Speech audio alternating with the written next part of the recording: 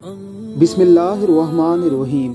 हज़रत हसन बसरी रहमहुल्लाह का ज़माना है। आपकी एक शागिर्दा जो बाकायदा आपका दर्स सुनने आती थी, नहायत इबादत गुजार थी। इस बेचारी का जवानी में खामन चल बसा था। उसने दिल में सोचा, एक बेटा है, अगर मैं दूसरा निकाह कर लूँ तो मुझे दूसरा खामन तो मिल जाएगा, लेकिन मेरे बच्चे की ज़िंदगी बर्बाद हो जाएगी। अब वो बच्चा जवान होने के करीब है, यही मेरा सहारा सही। लिहाजा इस अजीम माँ ने यही सोचकर अपने जज्बात की कुर्बानी दे दी।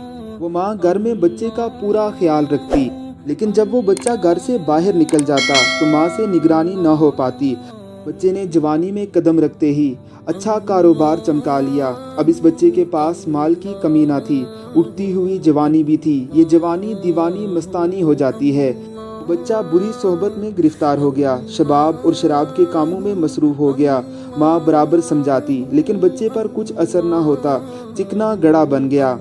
वो इसको हज़रत हसन बसरी रहमहुल्लाह के पास लेकर आती। हज़रत भी इसको कई घंटे समझाते, लेकिन इस बच्चे का नेकी की तरफ रुझान ही ना था। हज़रत के दिल में भी ये बात आई कि शायद इसका दिल पत्थर बन गया है, मोहर लग गई है। बहरहाल माँ तो माँ होती है। मान और प्यार से समझाती रही, मेरे बेटे नेक बन जाओ, तुम्हारी ज़िंदगी अच्छी हो जाएगी। कई साल बुरे कामों में लगकर उसने अपनी दौलत के साथ अपनी सेहत भी तबाह कर ली। उसके जिस्म में लाइलाज बीमारियां पैदा होगी। मामला यहाँ तक आन पहुँचा कि उठने की सकत न रही और बिस्तर पर पड़ गया। अब इसको आखिरत का सफ़र सामने नजर आने लगा। माँ ने फिर समझाया, बेटा तूने अपनी ज़िंदगी तो ख़राब कर ली, अब आखिरत बना ले और तौबा कर ले। अल्लाह बहुत गफूर और रहीम है, वो तुम्हारे तमाम गुनाहों को माफ़ कर देगा। जब माँ ने समझाया तो उसके दिल पर कुछ असर हुआ।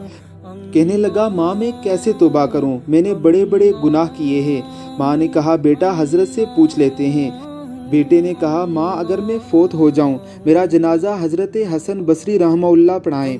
माँ हज़रत के पास गई। हज़रत खाने से फारिग हुए थे, थके हुए थे और दर्स भी देना था, इसलिए कलोला के लिए लेटना चाहते थे। माँ ने दरवाज़ा खटखटाया, पूछा कौन? अर्ज़ किया, हज़रत मैं आपकी शागिर्दा हूँ, मेरा बच्चा अब आखिरी हालत में है, वो तौबा करना चाहता है, लिहाजा आप घर तशरीफ़ ले चलें। हज़रत ने सोचा ये फिर धोखा दे रहा है, मेरा वक्त ज़ाया करेगा और अपना भी वक्त ज़ाया कर लेगा। सालों गुजर गए, अब तक कोई बात असर न कर सकी। मेरी बातें उस पर भला क्या असर करेंगी? कहने लगे, मैं अपना वक्त ज़ाया भला क्यों करूं, मैं नहीं आता। माँ ने कहा, हज़रत उसने तो ये भी कहा है कि अगर मेरा इंतकाल हो जाए तो मेरा जनाजा हज़रत हसन बसरी रहमहुल्लाह पढ़ाएं। हज़रत ने कहा, मैं उसके जनाजे की नमाज नहीं पढ़ाऊँगा, इसने तो कभी नमाज ही नहीं पढ़ी। अब वो शागिर्दा थी, चुप कर गई, रोती हुई घर को चली गई।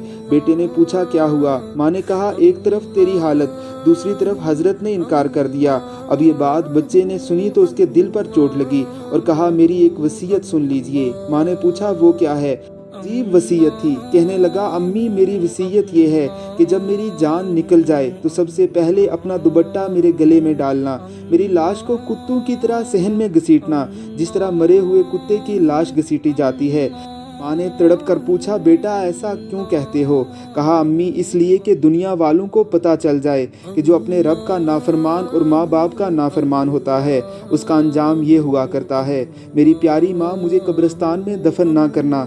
माँ ने तड़प कर कहा, वो क्यों? कहा, माँ मुझे इसी सहन में दफन कर देना, ऐसा ना हो कि मेरे गुनाहों की वजह से कब्रिस्तान के मुर्दों को तकलीफ पहुँचे। जिस वक्त नौजवान ने टूटे दिल से आजिज़ी की ये बात कही तो परवरदिगार को इसकी ये बात इतनी अच्छी लगी और रूह कब्ज़ हो गई। अभी रूह निकली ही ना थी, माँ आंखें बंद कर ही रही थी कि दरवाजे पर दस्तक हुई।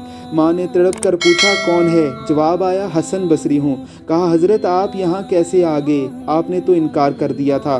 फरमाया, जब मैंने तुम्हें जवाब दे दिया जाकर सोया ही था कि परवरदिगार ने ख्वाब में आकर फरमाया, हसन बसरी तू कैसा मेरा वली है, मेरे एक वली का जनाजा पढ़ने से इनकार करता है। मैं समझ गया कि अल्लाह ने तेरे बेटे की तौबा कबूल कर ली है, तेरे बच्चे की नमाज जनाजा पढ़ने के लिए हसन बसरी खड़ा है।